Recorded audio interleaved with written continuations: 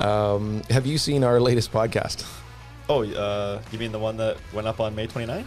Well, apparently nobody else has either. Oh, the one that didn't go up. Yes, the one that was supposed to go up on May 29th. Yeah, whose fault was that? That's mine. I'll take it. Okay, I didn't think I we're can gonna hold on to that one. We're gonna lay a little blame. There's no need to lay it, but I can hold on to that one. Okay, so we did record a podcast back at the end of May with our great friend Rob Floris.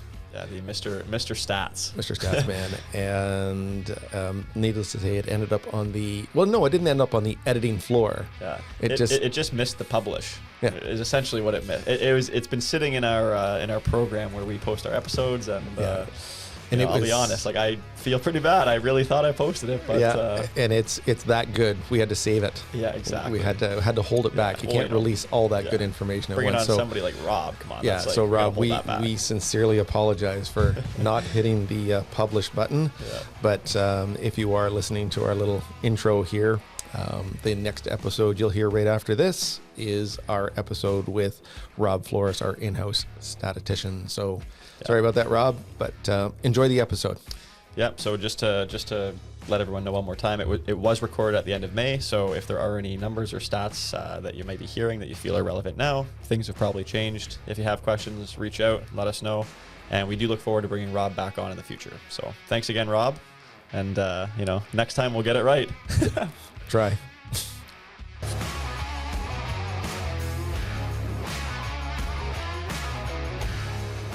Welcome back to the Bricks and Banter podcast. Scott, who do we have in the house today? We have the very talented Mr. Rob Floris here, our statistician extraordinaire here at Remax Jazz. The numbers guy. Yeah. No, Rob's a big stats guy. Make it. Yeah. Hey, it's just one after the other, right? One stat at a time, right? Yeah, exactly. Slowly start to learn them. Exactly. So, Rob, you've been with Remax Jazz for how long? Just had my 2-year anniversary the other day, actually. Yeah. And in the business for 8 years now, actually. Mm-hmm. So goes quick. It does. We have the same timeline. I remember we talked about that before. Yeah. 2016, right? Yeah. The same as me. Business. End of the month is 8 for me as well. It's crazy. Yeah. So you haven't always been with Remax Jazz. Do you work with a different brokerage before here? Or? Yeah, I came from Keller Williams. Mm-hmm. And then met with Dave and Amanda and kind of decided to make a bit of a career change. Yeah. Not a career, but brokerage change, I guess. Yeah. And so it was important to me to kind of go somewhere where I thought it was good mentorship. Mm-hmm. Dave actually kind of won me over big time too, presenting the stats and how the brokerage actually tracks the showings and all that going on. So I didn't even make the connection there initially when we started this out because Dave is a big stats guy too, right? Yeah, we kind of clicked that way. And so I met with him, and then I actually knew Amanda from the dog park. So nice. And we had the same dog. Okay, good. I was wondering where you're going with that one. To clarify, we both have the same breed of dog. Amanda, I apologize if you're listening. Yeah, sorry, we'll edit that. She's probably laughing. Don't worry, she's good. No. But that's awesome. So Dave had the same effect on me. Like I didn't feel it because of stats, but I just felt like he had almost has like an aura about him of just good leadership, right? Yeah. I think like when you're in real estate, it can be very secluding. Mm-hmm. And then it's nice to kind of be a part of a brokerage where everyone's sharing what they're doing, but also like being able to see how many showings we're getting, how many listings are coming up, and access to what we do is like the exclusives. That was kind of important to me. So it just felt like a really professional, well-run brokerage. So. Yeah, and that info, like that showing info is really like invaluable when you think about it, right? Like it may be a micro kind of version of, what's here, but it really tells a lot, right? Well, and when you have like a listing that might be slower on a certain week, your client's like, hey, what's going on? You can kind of present, don't worry, like right now it's clearly a blip in the market. The whole brokerage is experiencing this. Yeah. And so, it's definitely a handy resource to have at your disposal. Yeah. So for anybody who doesn't know what we're talking about, essentially our brokerage, tracks all of our showing stats for all of our listings within the brokerage, which is really helpful because it allows us to kind of get almost like a jump on some of the trends that might be happening, right?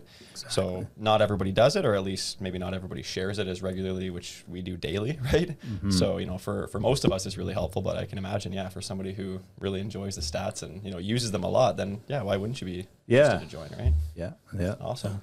So how do you find that the stats that you keep, because you're way above what I would say the average person keeps for statistics, what do you look to most as your biggest indicator in the market? I try to see active listings to sales, to terminated, to expired. And I try to look back for trends. Ever since I got in the business, I tracked basically Durham region, but predominantly like Whitby, Oshawa, Clarington, and the different home types, so detached, semis, towns.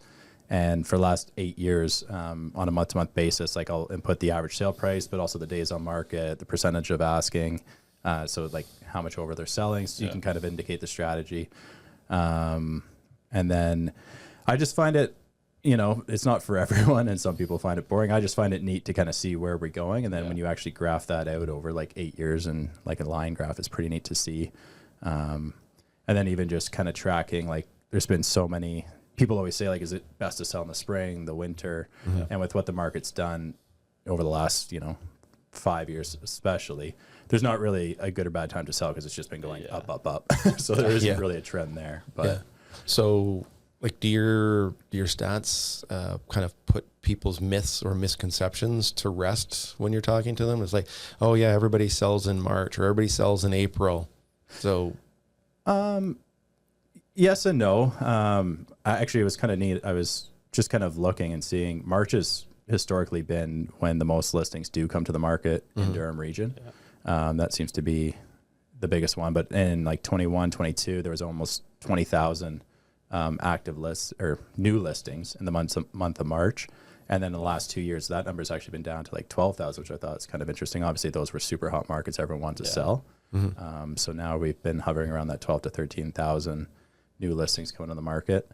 But yeah, as far as like trying to correlate it to any sale price, like we're back to basically where we were on average. I think we're about $10,000. I think the average sale price in Durham's like 936,000 in March of 2024. And I think it was like 10 grand less about a year ago. So it's neat though. And then if you kind of look at what's happening, we are virtually mimicking what happened in 2023 as far as like the amount of new listings coming to the market, the sales, and where the average price is going. Like we're following an identical path. So it'll be interesting to see if as more listings hit the market, if that starts to, diminish a little bit of the bidding wars that we're seeing. I think, I don't know, personally, I've been showing a lot, especially under like 850,000. And while we're still competing at the start of the year, we're competing against like 20 offers, and the last few it seems to be down to 5-6 offers. And I think in that price range right now, it depends on the product, right? And like what like I had the one on Susan Court we talked about that I priced it aggressively, but it went where it should have went, right? But not all of them are doing that, and there's still, from my opinion, there's still like a lot of strategies going on, right? Oh, for sure. Some of us are listing low, some of us are putting it at value, or even over the value that we may think it is, right? So there's a lot going on right now.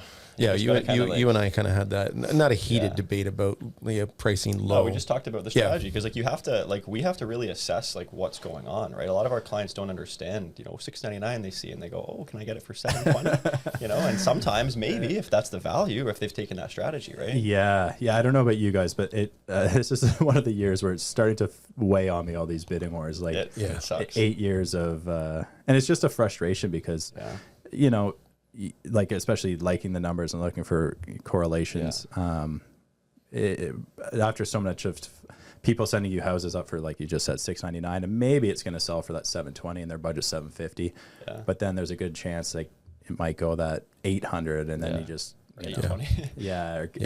and so I don't like a little bit of the guesswork, and it's an educated guess, but it you can only tell your clients it really depends on how many offers come in so many times before. Exactly.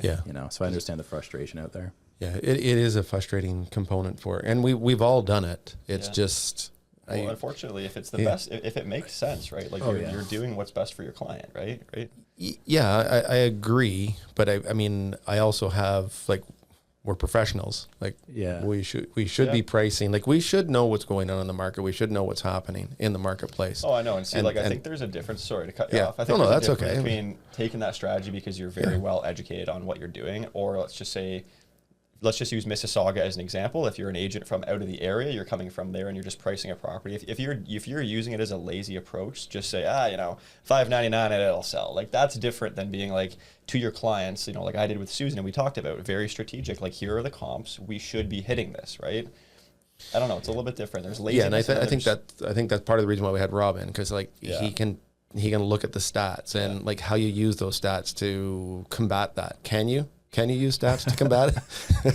I've come to the conclusion I don't think so. Well, I feel like it's like you just said, right? Like you can only say so many times, right? Like it's a matter of who shows up, right? Because we all say it. Sometimes I think, truthfully, because I'm looking like the stats for home prices and such, but I'm also looking at the economy, the bigger picture, the debt load, what households are spending just on mortgage debt, or like and it's like staggering numbers. So to some degree, it's almost the more you go down that rabbit hole, it's almost detrimental to your real estate career, because you can just be like, how is this happening?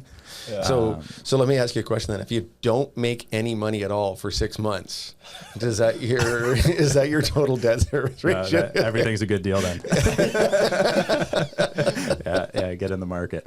But no, like that is the reality, because I kind of have a banking background. When I did like my finance major, and then started working with the bank, and I just got to see firsthand kind of people's finances and everything that goes on. And then so kind of remembering that, and yes, it was 10 years ago now at least, but just trying to remember like that, and how much money people run month to month, and then seeing these home prices. Sometimes it is tough to wrap your head around. It's like, how are people doing it? But I've been doing this now for 8 years, like we said, and it just seems to keep ticking along. So to answer your question, I don't really think you can use it as a finite tool, but I think it's more so just an interest of mine, kind of seeing what's going on, and just kind of sharing it with people so they know. But fire away, Dylan, because I've got one in the chamber. No, I was going to say, like it must be similar to how we do. Like all we can do is look at comparable sales, but I mean, there must be times for you where maybe you can just kind of take it that little bit further, where like our educated guess is great, but yours might even sometimes be a little bit tighter on terms of like where it might land, right? But not always, because like you said, who shows up? Who's got the biggest wallet on the day? Right? Yeah, exactly. And I think too, like there's a component that is where a lot, I think the public doesn't know. There's like all these, you can throw a house in a sign in the yard and sell a house so quickly, or like what's the value of working with a buyer's agent? And all the stats kind of go out the door at that point, because if you're not like out touring homes, if you're not walking actively like going through houses, sometimes we all see a house that sells low, and you're like, how the heck? And then so like, did it go for that low price? And then someone went through it and they're like, oh, it had damage here, or smelled here. So there's a whole real estate component in addition to the stats. So I like to when I have like an appointment, I like to share the stats. I like to say like, this is where we were. Like if you're getting pushback from a seller that wants a certain price, you can be like, look, maybe a month ago we were there, but like clearly based on the showings that we're seeing now, the price, kind of what's expected, and you can kind of be firm and like confident in your pricing that way. But have you ever had any clients who are like yourself, like very like statistic based and like really appreciative of kind of that back end kind of work that you do, or is it more so just kind of part of who you are? And I think more back end, to be honest. And like I think it is part of my personality, but when people who know me or that I work with, I'm actually probably more like joking and chill, and I'm pretty laid back. I like to know what I'm talking about, but I don't really, I have my charts and my presentation and what that all looks like. But I try not to bore people too much with it. It's more just a personal interest of mine. It just happened to work its way into your.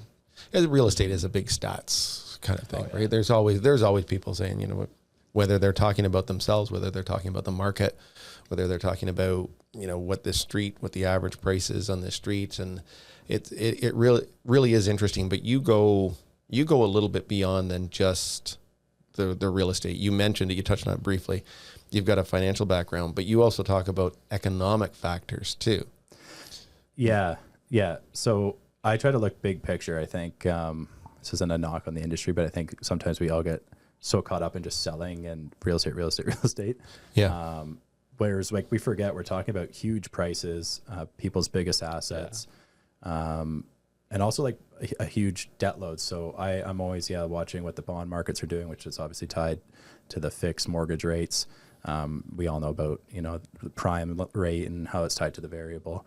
But also like factors like what's going on in the States right now, like every time, the Bank of Canada is about to make an announcement, people are hoping there's a cut. But if you're kind of watching what's happening south of the border, where the market's doing very well down there, we really can't cut rates prior to them, or else our dollar is going to diminish.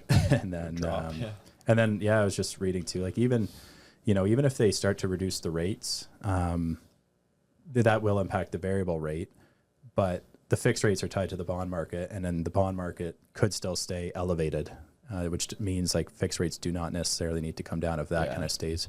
And then if you look back to the history, like it's not like we're at a super high interest rate right now in relation to history. We're just higher than we were when.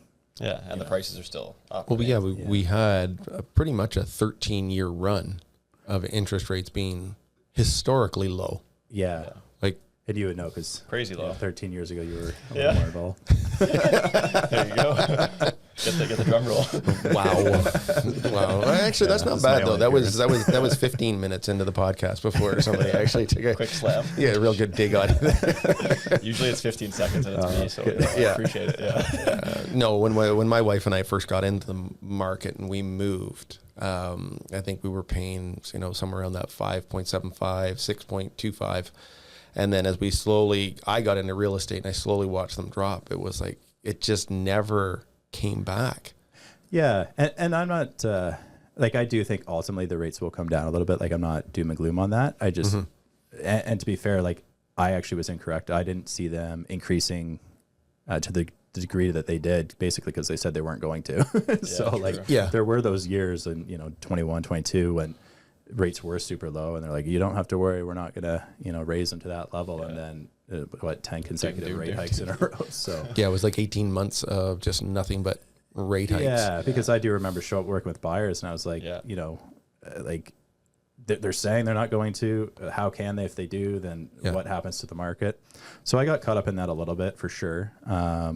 But at the end of the day, like the market has historically gone up, and if they do cut rates, we're probably going up again, and then like the prices will go up.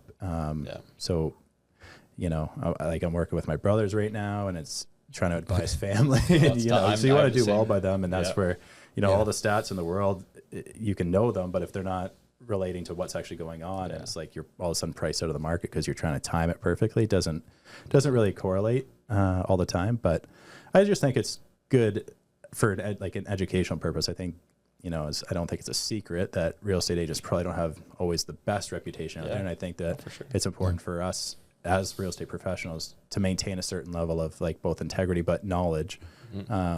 So that's just where my interests fall. I like to do, in addition to that, like my own renovations. I love like kind of our house actually that we bought was a fixer upper, and we basically took it down to the studs. So I tried to have a bit of an understanding of that side of it as well.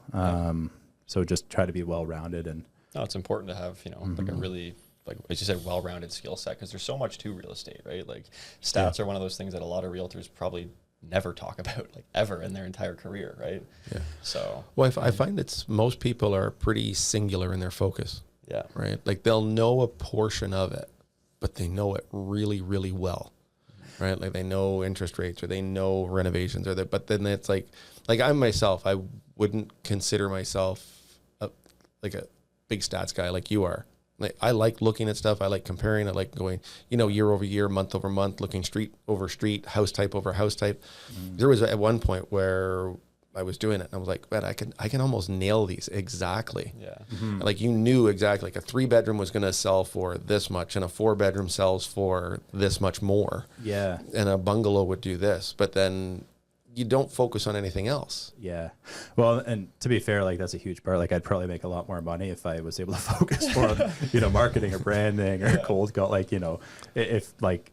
So to me, like I can spend some time looking at all these stats, and then it doesn't always translate to dollars by any account. But at least you're knowledgeable. Somebody calls you, you look like a rock star every time.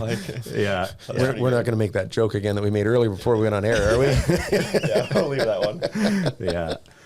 So now everybody's questioning, what was the joke? Tell the joke. They'll have to tune in and not hear it. No, but and I think this is an environment. We've talked about this before on the podcast. Is that within our environment here, we have people with a really robust skill set, and it's nice to be able to go up and talk to you and say, hey, what's going on here? and talk to you about something, and then have, you share some insight with us that I may not have thought of. Because we've had Anita on here with investments, and Jay on here with insurance, and there's always little nuggets you pull out of this stuff that you're like, yeah, I didn't think of that. Oh yeah. And also with Anita, like, she tracks stats like crazy, like we all know, right? Yeah. She tracks really helpful stats for us. So You could have an arm wrestling match between Rob and Anita. Well, imagine having them in here together. No. Yeah, like a 4-hour All episode. up lately, give her that. She one-upping each other. She knows way more about that stuff, and But probably once again, more right? relative stuff. Yeah, but once again, like, that's kind of fits her niche, right? Like, she's doing that because that's what she does. Yeah. And like, you also are like, you have your own little niche just who you are, right? Like how you approach it, right? Yeah, I think just maybe like bringing my little niche more into a business plan probably wouldn't hurt anyway. Utilizing it a bit better, right? Yeah, so that's definitely on my radar. But like I said, it's just, it's just an interest, and then you go down the rabbit hole, and then it's almost just works like that way. It's like you start looking at prices, you're like, oh, how'd the prices get here? And you're looking at the lending, and then it just takes you to the economy. And it's like one after the what's other. impacted the economy, and it's just a And I've always said to my financial advisor, he loves me. Yeah. 'Cause I'm like the guy who's like, well, which markets do you want to watch? How do you see, do you want to invest in a medium risk, or we go in this way? I'm like, don't know. Yeah. Right. I'm like, you're the expert. Yeah. Right. Like, that's why I would go to him. Yeah. Right. I'm not going to try and sit there and read the stock market and go, okay, you should buy this. Yeah. Takes you off your focus, or at least me. Yeah. Takes me off my focus. No, I'm the same. Like I'm not pretending to be any guru with this stuff by any stretch of the imagination. I think most of it's pretty public. It just, if you spend a few minutes looking it up, you can, get a pretty good idea of what's going on. And like I said, it doesn't always translate to what the market's doing either. So, I didn't see, this boom necessarily happening again that we're experiencing this year. Like, it really slowed down in the later half of last year. They didn't change interest rates. Supply did come down a little bit from where we were. And then I guess that was simply enough, to fewer homes on the market. I think at the end of the year, we were down to like 750 homes, up from like 1,500. So that's just enough. And now we're starting to, I think today we're up around like 1,350 active listings again. So I think I'm hoping that'll start to, alleviate some of the pressure. But it's I got to get a piece of that 1,300 pie. That hasn't been a lot. Yeah, I'm just working with buyers and competitive price points right now. So and it just depends on where you're coming from with the clients that you're working in. So you can understand the broad spectrum of the market, but if your clients are only going up to, X number of dollars to purchase, it kind of pulls you away from that upper echelon of the market.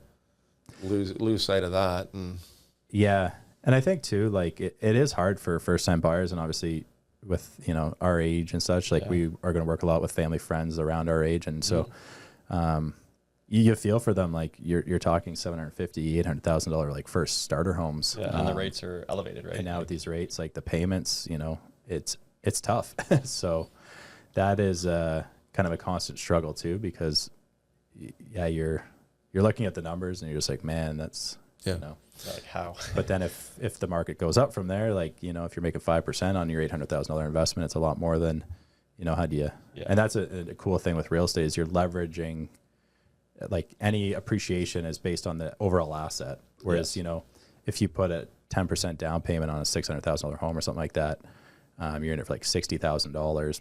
But if the market goes up 5%, you're making 5% on 600 opposed to 5% on your 60,000 in the bank. So it's one of those ones where it's just, you're trying to navigate from a informed and that's all you can really do is educate who you're working with and kind of what's going on. And if they're comfortable with the payment, then, it's ultimately, I think, a good thing, to own a home. Oh yeah. Well, and I just want to touch on it too. So you mentioned a minute ago just talking about like this boom and how you didn't quite expect it. And I feel like I've been thinking the same way of just trying to like understand kind of quite like what's been going on. And it seems to me like a lot of the clients I've been talking to, like they have not all of them, but a lot of them are developing the mentality that they understand that the rates likely will come down at some point.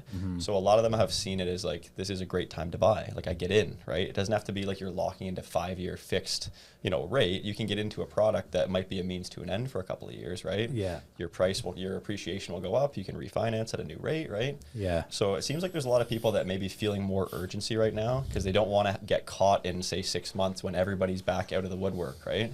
Yeah. No, I agree with that completely. I think that's what's driving it right now. But I think if you look at what, like that's the overall mentality is like when rates come down, the market's going to go even crazier. Yeah. But I think if you look at like why it's going crazy right now, it's simply supply and demand. And I think Canada let in like a record number, of people last year, which is both good and bad. It's good if you're sustaining the infrastructure with it, like building the homes and such. But we weren't doing that. And so now you have got a lot of people looking for places to live, and you're seeing people go like, it used to be, it was Toronto the place, but now that market's for the most part very unaffordable. So you're stretched to Durham. And I haven't actually checked this recently, but I was looking even a couple of years ago when it was all going crazy. I was like, man, like how much crazier can this go? And then I remember looking like 45 minutes north of Toronto, 45 minutes west of Toronto, and the average price is there. And then like 45 minutes east, which was Durham. And like compared to those markets, we were still like hundreds of thousands of dollars on average, like less than them. Like I can't remember the exact numbers, but so I was thinking like, holy smokes, like Durham still could go like really crazy. Well, and like I've thought about Oshawa a lot of the time, like parts of Oshawa, I find it similar to almost like Scarborough at times, right? Like look at those little 50s bungalows in Scarborough that have been $1 million for 5 years, right? Like at some point in time, the proximity to Toronto is just, this is almost going to be like another extension, right? Yeah, and that was one thing I was looking, like OPG is expanding big time. There's a few, the university in Oshawa like is growing huge as well. There's another big employer. But so yeah, I think like long term for Durham's looking great. It's going to only continue, and then as that builds up, the 407 coming out here was big. One thing, I don't know if it's ever happening, the GO train.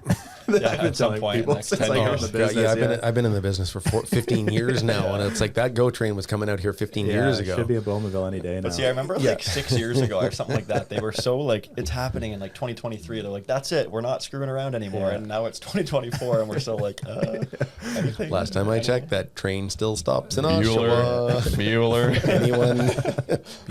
So, you made a good point. I in my aging state here, I just totally forgot what it was. I saw you had something I didn't want to talk. I was like, I'm going to cut it. I'll take the blame for that. I probably overtalked you. Yeah, no, that's okay. It'll come back. Yeah, it's going to come back when we're done. Yeah, right? They'll be driving home. Like, it's like when you close the doors. Oh, that's what I forgot. Actually, I did that little sidebar, right? So I came down the other day to pick up some chocolates and some stuff for my clients. Forgot it at the office. I was like, oh, all right. Well, I'm back here on Wednesday. I'll just come back on Wednesday and grab it. Put it in the fridge, left it there. Came down Wednesday, halfway home, like, oh, you've got to be kidding me. What am I doing? So then I said, there's no way I'm forgetting this Thursday. Absolutely no way I'm forgetting this Thursday. Halfway home, guess what? It's Friday. It's like, forget it. I'll buy it at Loblaws in Port Perry. You said it was chocolate, right? So it's chocolate in the fridge. Did I hear that right? Yeah, I'm gonna find it, actually. Yeah. It's probably gone. It's probably long gone. But yeah, that's just an advanced age thing. So, that happens. Hey, I've lost my thought on here like more than anybody, so I can hold those. It's okay. Yeah, no problem. So you mentioned that you came from the banking background too. Did you work for a bank, or did you how did it like? Yeah, my journey here. Yeah. So I did. Yeah, I actually went to the university in Oshawa. It was UIT at the time. Yeah. Did my major in finance, and then. 4 years of finance, I got a job as a teller at a bank. Jackpot. Yeah. It was go back and do that all again. But actually, you know what? To be honest, it didn't pay the most, but it was probably the most valuable job I've ever had. Just learning like lines of credit, credit cards, mortgages, seeing people, the different accounts, savings, checkings, but also just seeing the public and kind of what was perceived to be good savings. And actually, I'll never forget too, like I had people actually who were doing quite well, and they were just coming in, bringing like rental checks. And I was like, what do you do? And he goes, oh, I just have like 6 investment properties. And so like that started piquing my interest. Like I said, my family's always done like to do like renovations. My dad's quite handy. So it's like kind of learning the financial side, like interested in what these guys had to say, like to do the renovations. And then, but anyways, I also like the finance, and I thought I'd want to be like an investment banker when I was going through school, and realized that's not going to happen. And then, so I did the teller, and then I became a financial advisor basically at TD. And so doing lending, investments, mortgages, opening new accounts, did that for about a year, and then thought I'd go the financial planning route.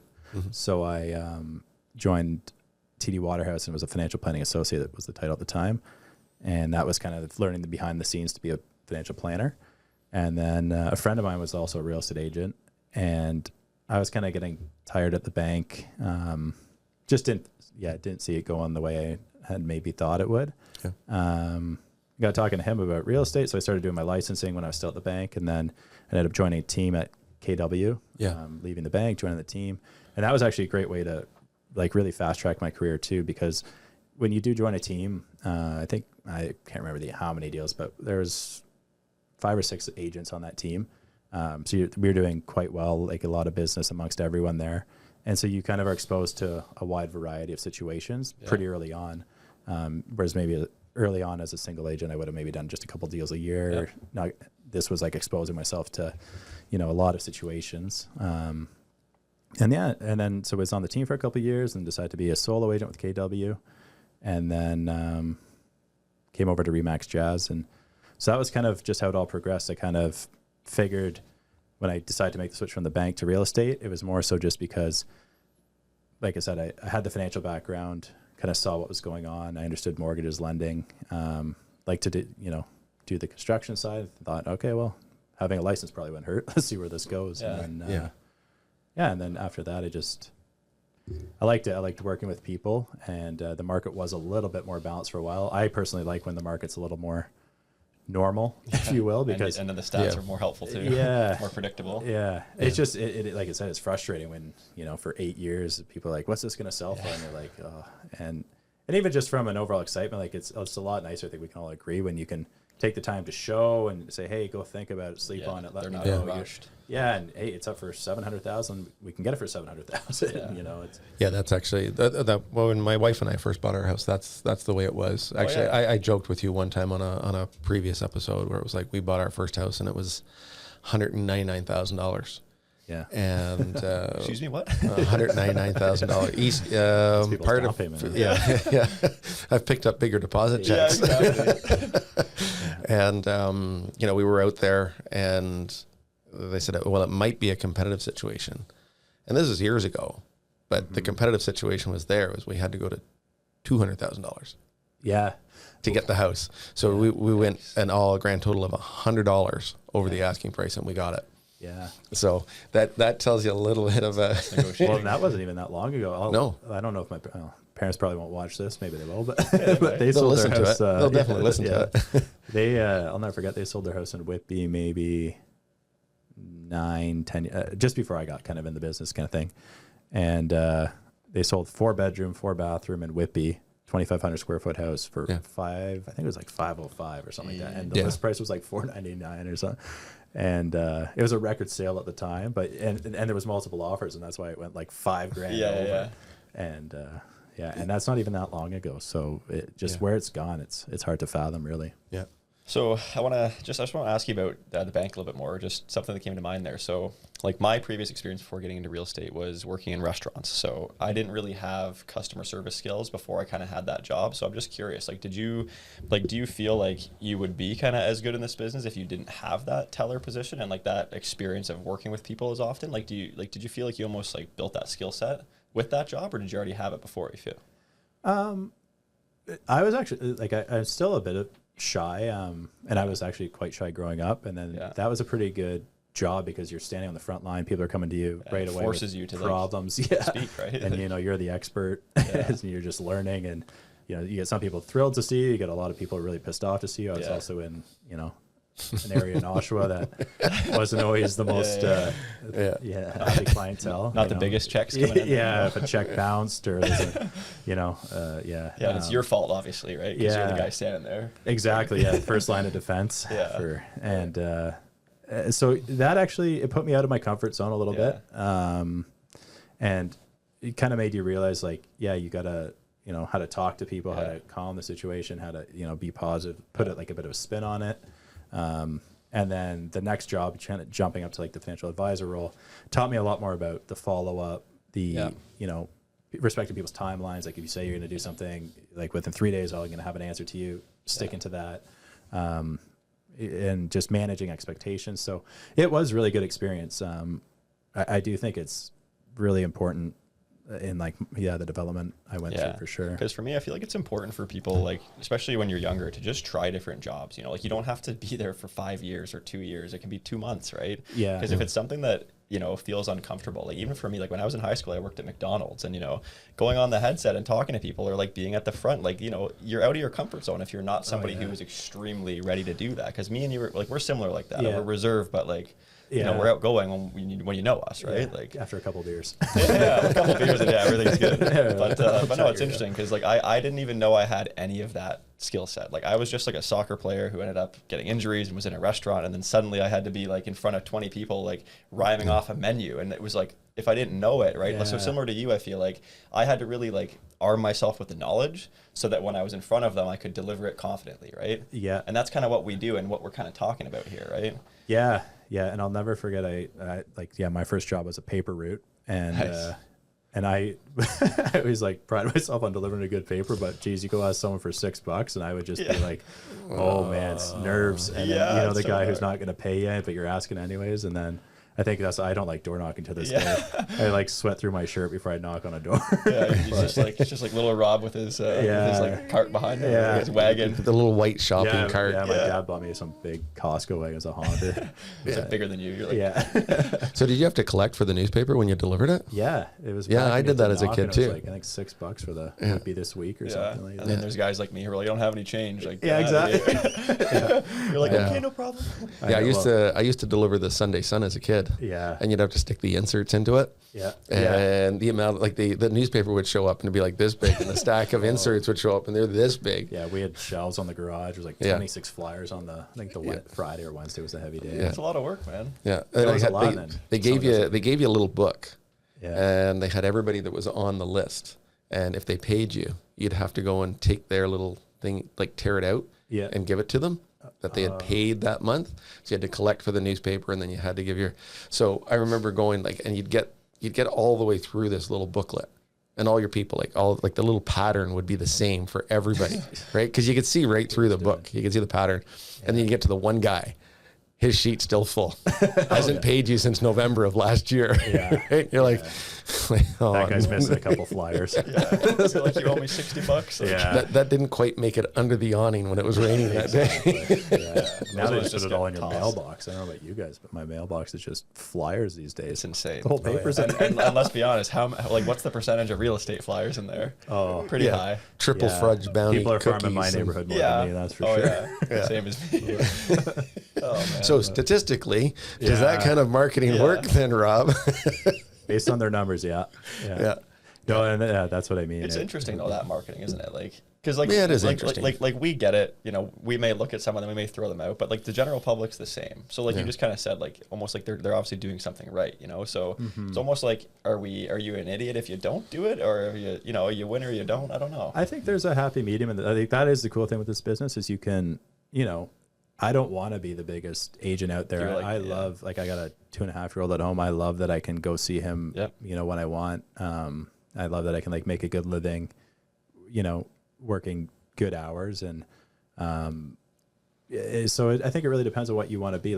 You can sell, you can make $1 million, but you can spend $700,000 marketing yourself, or you can, and you're working a lot more and you're spending a lot more. And I kind of like to keep my obligations very manageable, both financially and work wise. And then just kind of, building the connections. I'm a lot of friends, family referrals, open houses were historically pretty good for me. You work a lot less now because of like Jameson and stuff, open houses. But yeah, I think you can, like, that's what I meant, like developing those relationships. And, you know, I'd rather go like have a beer with someone and maybe get a referral and have a good time actually. Yeah. Than try and, you know, spend all this money advertising or pretending to be some mega agent. And I agree. That's an interesting thing in this business, but it's also the beauty of it. Is you can be what you want to be. You just design it how you want it. Like we've talked about this a lot on here, and like just what you're saying, like I've said before, like, you know, it's like if you want to be the number one, you know, whatever you want to call it, if that's who you aim to be and that's what you want, then go for it. Like there's nothing stopping you. But if you want to just, it doesn't even have to be comfortable, like a comfortable life. It could just be a life that you've designed, like you've said, that is very manageable in kind of every facet, and it's giving you what you need, right? Like if you don't need more, you know what, and the misconception is quite often is that, you know, realtors make these massive checks and they make huge, but I think that's across the board. Like once you start to understand, you know, how the business works, right? It's at the end of the day, T4. Yeah. What am I taking home at the end of the day, right? And do I want to work? Do I want to work 20 of the 24 hours in a day? Or to your point, do you want to be home at, you know, Thursday afternoon at 4 o'clock to take your guy to whatever it is that they're doing, whatever sporting event it is? You know, and I've been in it long enough where I've had the kind of the ups and downs. But if you look at it from an average perspective, it is exactly that, pretty average. Yeah. Right? Like you're right. That is a huge, especially now, like obviously people can do quick math, and if you see a house sell for $1 million and it's like, well, that's a big check. But yeah, when it is true when you break it down, and it doesn't show all everything you had to do to get there. And like I'm working with some buyers right now with a very healthy budget, but like to them, but you've been showing them on and off for years, and like I'm driving out to Coburg, to Brighton, to Peterborough, and then, you know, they stop looking for a year, then they pick it back up and they stop, and then, you know, so when you factor all that in, your time and stuff, and then you do get that check, it's, you know, you can't just factor in like, oh yeah, well, I showed one house. It's like, well, no, and then on top of that, it's like what you had to do to get them in the first place. And like each time they pop back up, right, it's the phone calls, it's the research, it's the emails, it's the late night text, it's the talking them off a ledge because they're panicking about something, freaking out, right? Like you're so also it's like a lot. There's a lot that we do that does go kind of under the radar, but it is like that. Like there's always going to be times where, you know, we will have a client, they may buy their first house, it may be a, you know, quote unquote easier transaction. Oh, for sure. But when you've been in it for 8 years, 13, 14 years, like, you know, it starts to kind of become almost like that contractor. Well, maybe not a contractor, but like that mentality where it's like, you're not paying me for today, you're paying me for the experience that I have to present to you, you know, what we're doing at times, right? Yeah, I actually had a client, well, one of my first couple of years that were there, and he was a good friend, engineer down at General Motors, and he's a numbers guy too. So he was sitting there going, he goes, I don't know why you keep taking us out to go and look at houses. I'm like, well, it's kind of what I do. It's my job, right? Like, doesn't matter. He goes, yeah, but we haven't bought a house yet from you. And I was like, so? Like, you know, it's a process that we're going through. So they finally bought a house over in Curtis, and dropped by to see him one day after they had moved in for a couple of weeks. He goes, I did a calculation on how much money you made. Right? I'm like, per hour, oh God, no, please don't do this, because this is going to be really depressing. He goes, you were made $4.15 an hour working with us. Oh, geez. It was like, that's amazing. Yeah, thanks for that. So are you saying that Rob should start telling his clients when they finish their transactions how much he made per hour? All right, guys, this is my worst of the year. Yeah, no, but clean it up next time. But it is funny, right? Because it is like, okay, maybe not funny is the word for it, but we do hear that initial number. It's like, that's a big number. Yeah. But again, you've got to factor that out across a whole bunch of things, and it can be frustrating sometimes. Yeah. And obviously behind the scenes, we know the splits, we know the taxes, we know where it all goes. Yeah. Like we don't get to keep, you know, quite a large chunk of that. And also too, like, I think it's become, you know, a bigger problem, or like, it's not even a problem. It's like more in the limelight now with the home prices. Yeah. And I love the one where like realtors made these house prices. Like, oh yeah. That's like, well, like if I sell your house, you want me to get you the most money. So like, I think it goes back to what the underlying problem is. Like, realtors didn't make interest rates 0%, and the realtors didn't increase the demand way more than supply. We're just working with what we got. Like, if I could have, like, sure, the prices, you know, but are nice where they are, but at the same time, like I would much rather lower prices with a balanced market. Yeah. Where, like I said, I can still make, you know, a good living on that, but enjoy the whole experience and like meet people and show people and not have to feel rushed on, you know, what's going on. And yeah, because it's true, eh? Like, sorry, go ahead. No, I think that's a big component of it's how I've worked. I've always worked off of a relationship. Yeah. And I'll say this out loud, you know, I would rather have a relationship with a client first.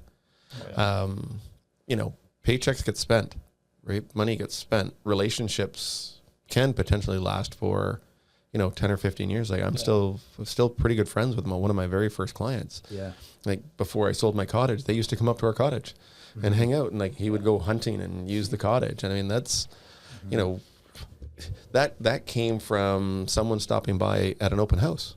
yeah, Right. And they became friends. And then I started working with some of their family members, and it's like, but the 15 years I've watched their kids grow up. yeah. Right. So that's a pretty rewarding, component of this industry as well. Oh, it's huge. Like that's actually like my favorite part is when you meet people that you really like click with and build those lasting relationships. And yeah, in a perfect world, I'd love to get a little bit more balanced to just return to all that. But yeah, but like we've talked about the relationship piece a lot on here, and I think the beautiful thing about this business is, right, like there's a realtor for everyone at the end of the day, and like we're human beings, okay, first and foremost. So a lot of people at open houses, especially, I notice, and especially when I go in with clients, I notice it, is that they're almost obsessive about like connecting with everyone. I need to talk to everyone like in depth, like at length. Like, no, you don't. Like, if you're doing that, there could be somebody who is in there who is like thinks just like you, and you guys are just. You're like a friendship waiting to blossom. But if you're too kind of scattered about everybody, you're not just focusing like on, you know, each individual. It can be like there's a lot of opportunities to miss, right? And the point is that the three of us could be standing at an open house. 100 people could come in, and, you know, 33 will like you, 33 will like me, and 34 will like Scott. You know, that's generous. That's that's the craziest thing you've said. But it's true though, right? Like, Rob, does that work out? no, but it's true though, right? Like, it's interesting because there is really somebody for everyone, right? Yeah. So I find it very rewarding when somebody wants to work with you for who you are. That's kind of what I was trying to get to there. Is it's not just they're here because, oh, I saw you on 55 bus stops. Like, no, like they met you and they genuinely. People don't advertise on bus stops in our industry, do they? Bus stops, park benches, billboards, your back of your car, everywhere. Gonna hear about that one later, aren't I? No, but it is really interesting, right? Like that's something and just to go off topic here, because we've been talking about, I've been doing some soccer coaching on the side, and it's been very rewarding for me because I'm being appreciated for who I am, right? Like very deep, like in my core of who I am. Like it's like my passion, and like the people that are responding to it, it's really fulfilling, right? And I feel like in this business, when you have those clients, it's such a different experience, right? Like it's completely different than how some people will experience maybe all of their business, right? Yeah. Well, and that can, like what you said, work into what your personality is. Like it's more that relationship. You'll probably meet more people that way, and you might get business from it. And I was actually thinking that with Jameson's, like my little guy is, when he's old enough, I don't know when they start playing, but like lacrosse or something like that. Probably just a house league team because I wasn't great, but Well, it's funny you mentioned that now. Like it doesn't even have to be your kids anymore that are doing sports, right? Like my kid's in real estate now, right? Exactly. So not many opportunities there, but you know, we picked up curling 6 years ago. Yeah. And we were kind of like curling, kind of like I don't know. It's not the flashiest sport out there. It's not hockey, but you know, as we've gone through it, you know, you start to meet people, you start to talk people, but we were there initially for more of the social part. And then, you do start to understand that there's someone for everybody. Yeah. Right. And it's like, you're not always trying to solicit business. Like you're always not trying to get it because you can't be as selective, so to speak. Yeah. Right. No, that's what you can't take anything personally in this business, and you can't, force things. And, we should have had Rob in here 14 years ago. Scott's learned that a few times. Yeah. Oh yeah. It's hard. Like, sometimes you see names come up and you're like, oh, I know them. But then it's also like, you know, maybe what did I not do to be that? But then it's just full circle. Cause like I said, I'm not trying to be the biggest agent. So when I see someone who maybe like knows me, but I haven't talked to him. And that's the relationship piece, right? If you take it back to it, like all of us know, every human that is living knows five realtors right now, at least, right? So it's like the best relationship will kind of always win, right? Like it's the trust piece, right? And going back to referrals too, like we're all very referral based. That's what's great about, you know, the three of us, like we work that way. But when you get those clients who really click with you, like the referrals are almost going to be like the identical type of person a lot of the time, right? So you can kind of create this chain of just amazing clients that you really do have a great time working with. And it's not always going to be that way, but you know, it's a much different experience than, you know, that cold piece of business you picked up off of an internet lead, right? For sure. Yeah, because you don't know what kind of, you just don't know where that relationship is going, and that's the tough part. And a lot of time it's respect, eh? Like, it goes back to the respect. When it's a referral, it's almost like an instant respect. Like, you know, there's no kind of... I find my referrals you tend to work harder for almost. Right? Well, yeah, it's not taken for granted. It's like all of a sudden it's like, well, I don't want to let down two people. Yeah. Right. That's what's great true. about it, though, right? Yeah. Like, it's motivation to just do your absolute best possible, right? Yeah. Like, it's different. Like, that's why it's so great. There's so many little like layers to it, right? Yeah. No, and I think having been outside of the industry, you looked at things, and I looked at real estate totally differently. 20 years ago, when I wasn't in it, it was a totally different perspective on it. Now that I'm in it, and you start, you know, because you're a business owner. In essence, that's what you are. You're a business owner, and your business is built on like your type of personality, and then Rob's type of personality, and my type of personality. And people are going to gravitate towards that. But it certainly is interesting being in it than on the outside looking in. Because I had a lady one time and said, it's like, don't you just get a paycheck from Remax? And I'm like, every week. And I was like, it's more like the opposite, right? There's months I wish, I'm not Scott White. Edit that. Nope. We're going to highlight that part. Mark that 50 point. Yeah, we can mark that down there. Just tag them. Yeah, so Timestamp. I know we kind of drifted off of topic. We didn't go right off of topic here, but you know, with the stats, I mean, that's your type of business. Do you find that I'm just going to bring it back to the stats part of it. Like, do you find that people source you out because of it? Like, either client-based otherwise, or like someone like a colleague will source you out because you do have that insight? Yeah. Truthfully, like client-wise, no. And I think that's maybe something I can learn, like, is to maybe brand that a little bit more, like even start like a little... Like, because I actually found this recently where, like, I gravitated to a guy on YouTube who's kind of talking about the economy as a whole, and every time there's a bank rate announcement, he's on there talking. I was like, oh, that's kind of cool. Maybe I should, like, leverage that and start to, like, showcase a little bit more of the knowledge, because I'm pretty, like, chill about it all, or, like, reserved, so I don't show it. But, so, yeah, I can't say that it's, like, necessarily translated that way. I've had colleagues, approach me to ask like what I think of, you know, a house or where the market's going, or chime in on our meetings. But truthfully, like, I think for me, it's just a little bit more of a personal interest. And then I think it served me well, as far as, like, you know, hopefully sounding semi-intelligent when I am working with people. That was one thing that when I got in, like, I wanted to make sure, because I think there's a wide range of professionals in this business, and so I just trying to be the best I can be at that.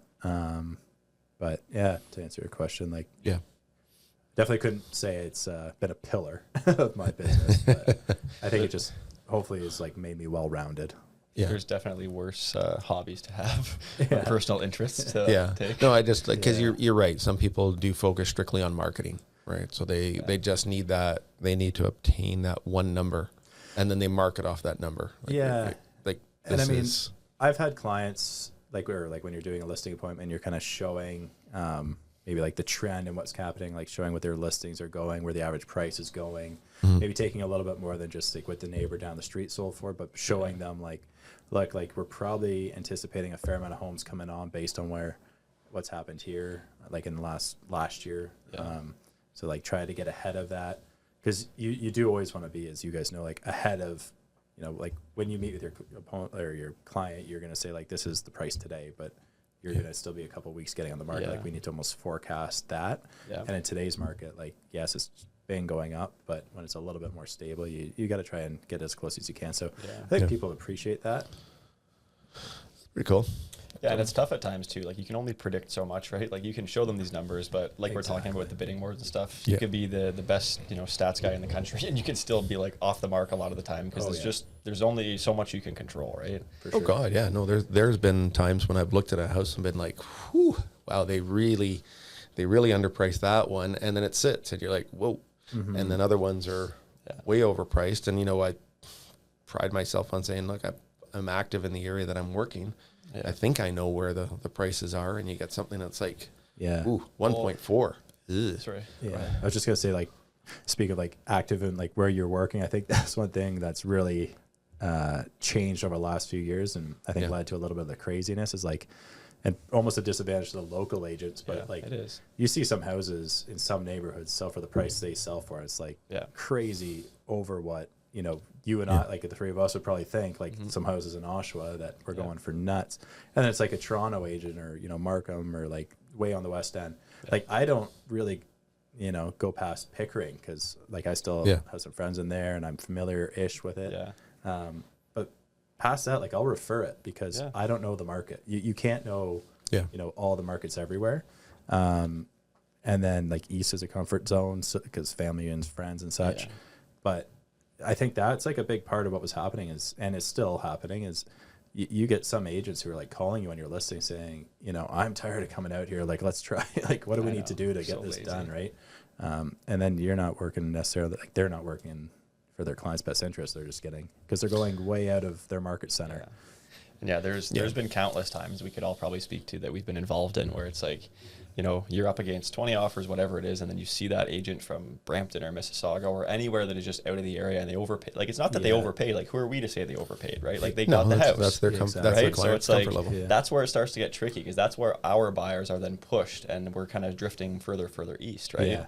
But I think it goes back to just the piece about knowing your product, right? Like, the one that I just had in Oshawa there on Susan Court, it was like, I had probably 5 agents call me and ask me, like, this is South Oshawa, right? Like, are you insane? Like, my entire marketing is about the location here, right? And then I had others who were like telling me that, like, you know, oh, this isn't going to go for like over this or over that. And then like, so it's like some of the local guys seem to have like they seem to think they knew better, but then some of the ones from out of the area, it's like they didn't know enough a lot of the time, right? So a lot of the offers I had from out of the area were actually like way off the mark because it's like they didn't know, right? A few of them were people who had never even seen it, right? But then I had a few local agents. I had one agent I was working with, you know, great younger guy, local as well, and you know, it's interesting to see the approach. So he was, one of his things was like, look, Dylan, I know where the comparables are at. We're already kind of pushing that, you know, we're starting to get to that zone of there's nothing to really validate that or make it make sense, right?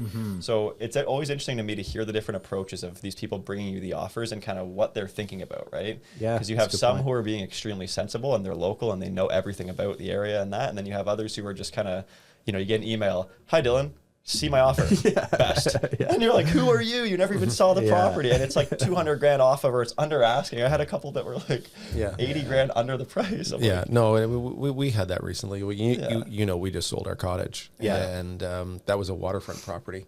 And it was hard to come up with a price because of such of the mix that was in the area. Right. So there's, you know, some homes were full-time, 4-season, like homes. You know, 1,800 square foot bungalows.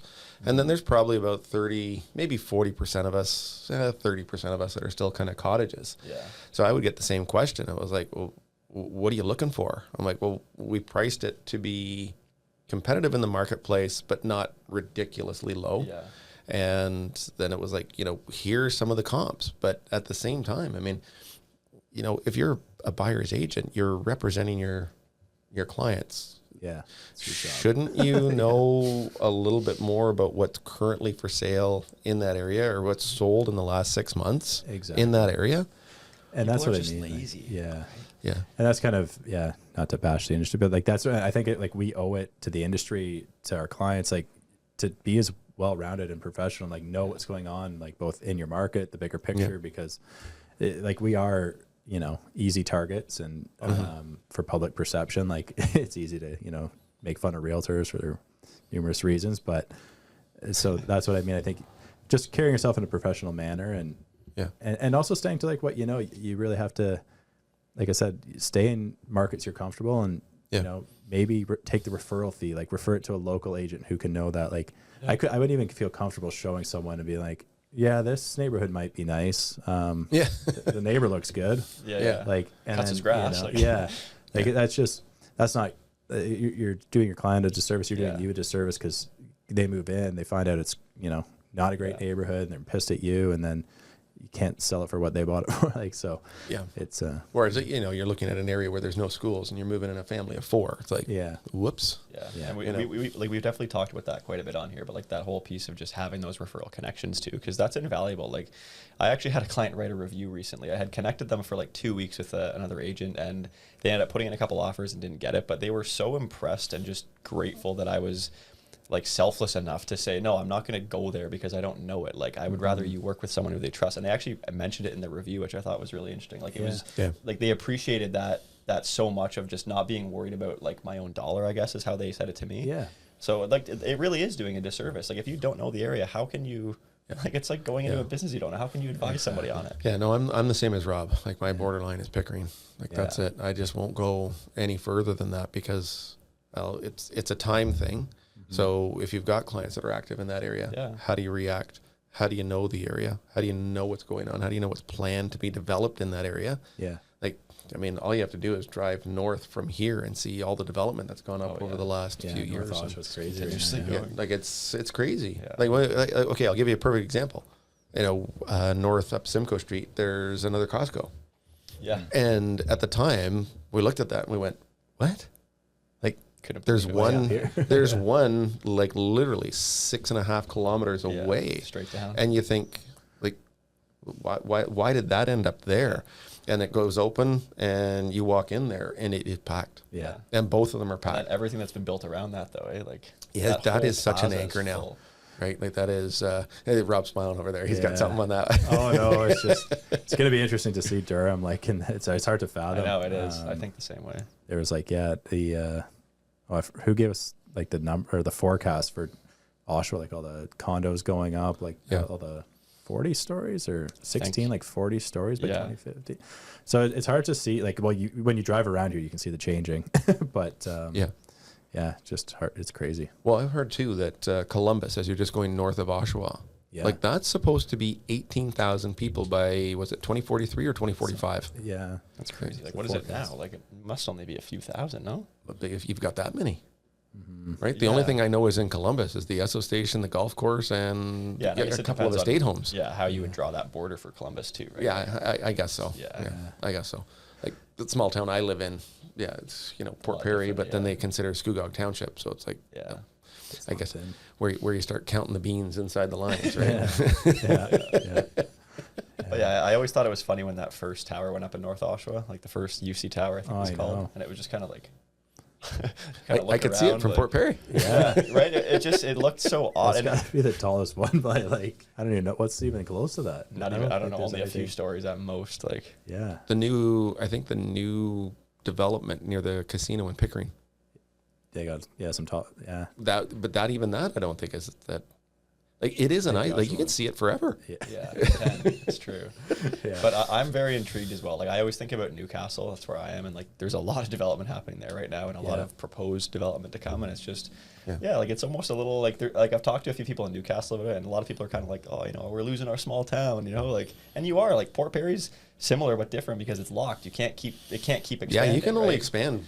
Where Newcastle and these other areas, they're the whole 401 corridor is going to get But it's very accessible, so I mean, like, I love it for that. But I remember when let's not date myself here, but driving as a young child, like you'd go somewhere, you'd come back from Kingston, and you would hit the different little communities as you drove. Right, there'd be a gap, another one, gap, another one, gap. Now it's like Newcastle, right through to Hamilton. Constant. Like think about it. Like if you drove from Newcastle to Hamilton, you never leave the urban area, right? No, it's right. I mean, you got to dip and dive down through some of the roads, but still, you don't leave that. And then from Hamilton, if you go all the way around to St. Catharines and Welland, you almost never hit countryside anymore either.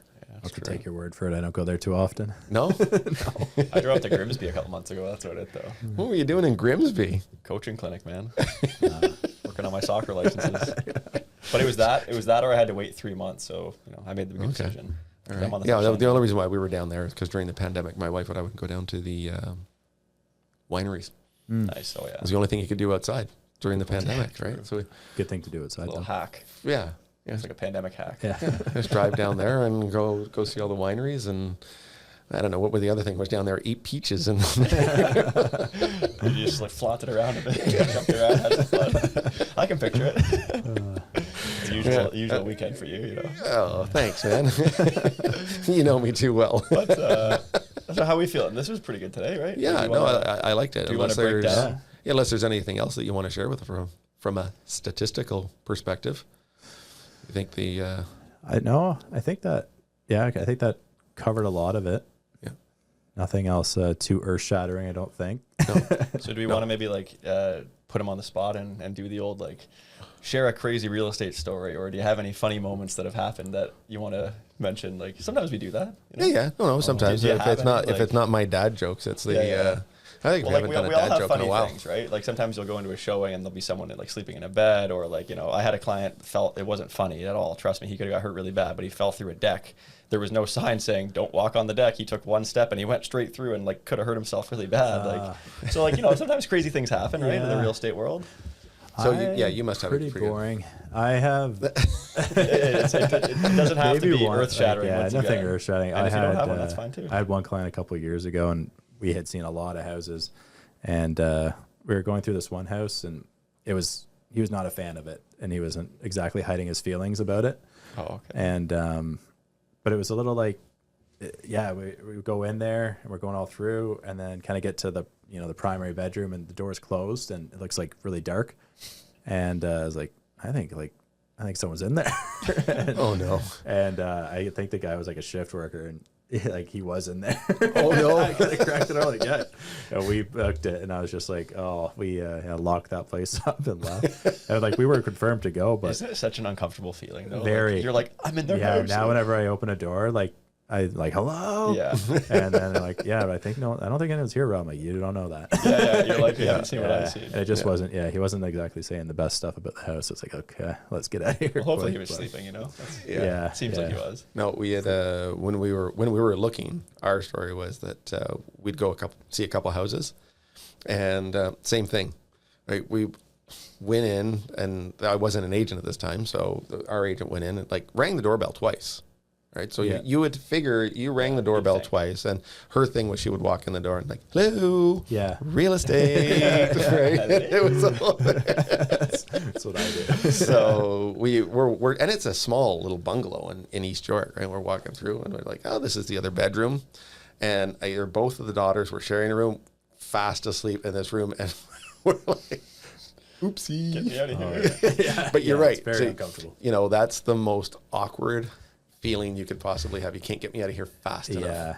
Yeah. It's like a real like I've had it too. It's so uncomfortable. Like you just are like, what am I doing in here? Like, actually, I don't know if I should share this one because it's not technically supposed to happen. but I was a little sleep deprived. Jameson was sick for a good little period there, and I was showing a group, and I had lined up like 3 or 4 showings for that day, and we show up to the one, and I thought there was an open house. And there's like kind of 2 or 3 groups actually like overlap showing at the same time. Yeah. And so we just walk in, and I'm like kind of looking for the listing agent. Like my client's looking around the house, and we basically the guy who was showing it, the one group leaves, the second group, the agent goes, oh, like here, I'll give you the key to lock up. Do you have like the code? And I was like, this is like an open house right now. And he goes, no, it's tomorrow. And I was like, guys, time to go. Grab my business card. I've never done that in 8 years, but I went into a house I did not have a showing for. But it all worked out okay, and I'm not going to say the address. But as long as you were respectful, right? We were good, but it was so embarrassing. I was like, and that speaking of the out of town agents, he was from out of town, and the local guys just not even booking.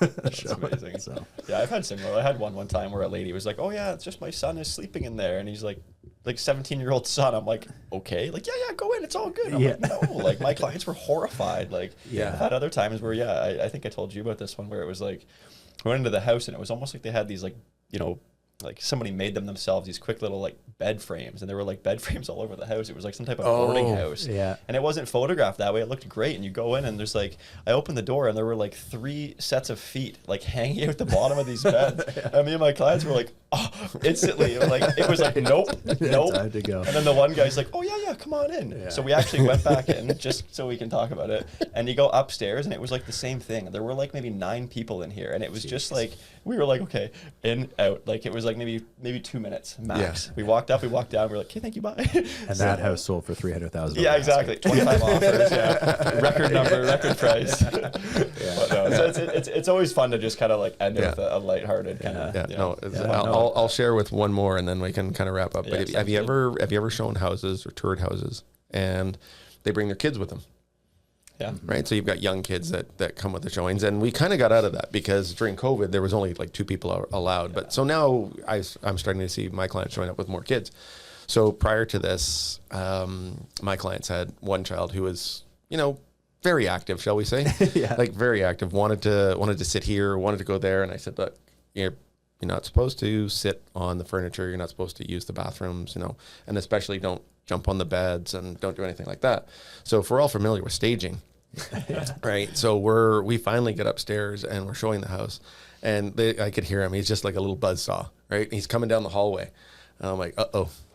And he eyed up the bedroom and just went straight at it and kind of did like a little bit of a jump onto the bed to see how far he could bounce.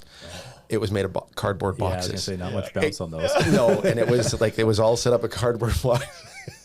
And I didn't want to see me, but he ran into the room, jumped on the bed, and like disappeared. Like, because everything just enveloped in by Pool cover. and I think the dad and I were like, we were just trying not to go so loud. Poor mom's like having an absolute corner. That's awesome. I've had clients sit on them by accident, like they're just like chatting, and they're like, yeah, oh, and like, yeah. But when you watch a 5-year-old run down the hallway and then disappear into the void, the excitement too, he must have been like, imagine having that on tape, like the facial expression, whoa, the horror when he just drops into it. Like, so now I'm really, really cautious when I go in with my clients. So it's like, okay, do not jump on the bed. Yeah, because that's on you too. Like, you got to fix it. You got to call the agent. You're buying a new box. I'm sorry, I'm not. I want a home $4,000, please. Yeah, exactly. Multiple offers. All right, so are you taking us out of here today? On this one, we're thanking Rob for this. Yeah, so as always, thanks for joining us today, Rob. We really appreciate it. I'm gonna try my little DJ thing. Get it going there, your DJ. So you guys just carry along. I'm gonna play a little music here. So so as always, we just want to thank Rob for coming in today. We really appreciate his insight and obviously sharing some good stories. And we've got a lot of similarities between the three of us, but it's always nice to bring in someone else who has a different perspective. And we really appreciate it. So as always, to our viewers, thank you guys for tuning in. Thanks for all the good 5-star reviews we're getting, all the great comments and feedback. And once again, Rob, thank you so much. Thank you very much, Rob. Really appreciate it. Have a great afternoon. Thanks, guys. Have a great weekend, guys. We'll see you soon. Bye-bye.